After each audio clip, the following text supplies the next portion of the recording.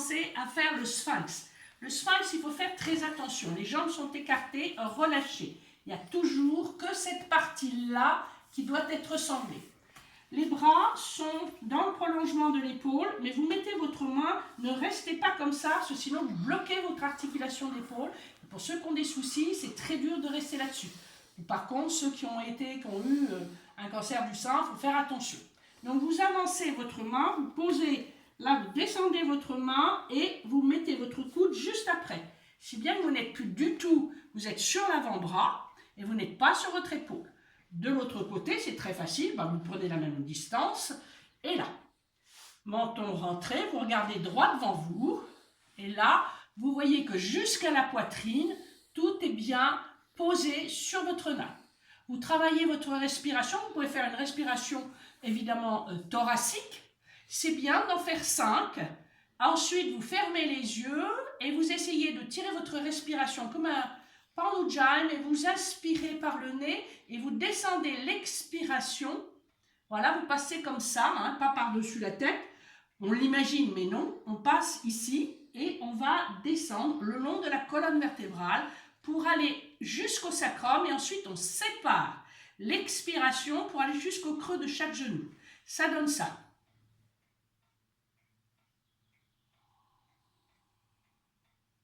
Voilà, quand vous avez fini, vous revenez en crocodile, Makarasana. Toujours 3 respirations. Et maintenant, comme on a bien travaillé aussi avec les jambes sont bien relâchées. On va faire le cobra. Alors, le cobra, attention, toujours pareil. Faites attention quand vous allez mettre les mains ne se mettent pas ici, les mains se mettent là, à cette hauteur-là, mais dégagées à peu près du pouce. Faites toujours très attention. Ça se fait en 2 temps. Quand on inspire, on monte et à l'expire, quand on redescend sur le menton à l'expiration.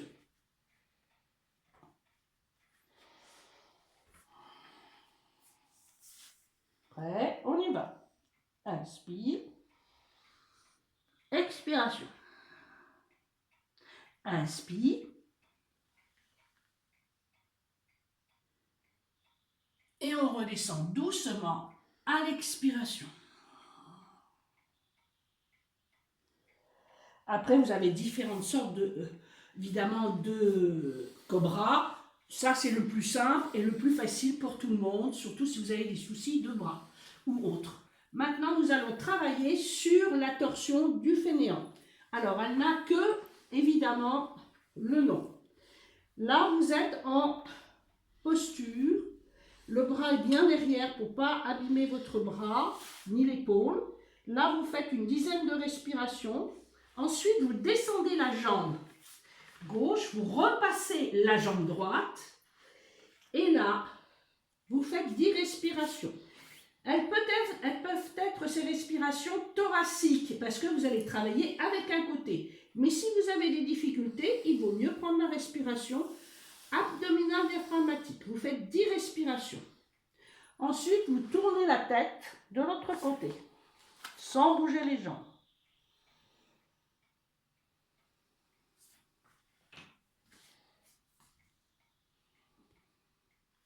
Puis, vous faites 3 respirations et vous vous mettez sur les coudes. Et là, vous obtenez le sphinx d'Alexandrie. Excusez-moi, j'ai encore le nez. On sait que le sphinx d'Alexandrie n'a plus le nez. Là, vous faites 5 respirations, ou thoraciques ou abdominales. Ensuite, vous descendez les 2 jambes et vous changez de côté. Donc, pensez bien, positionnez bien comme il faut votre bras derrière, la jambe remonte avec elle, et là, voilà. Là, on travaille, ou mettre la main ici, ou mettre la main là, et vous travaillez en respiration abdominale. Abdominale ou thoracique.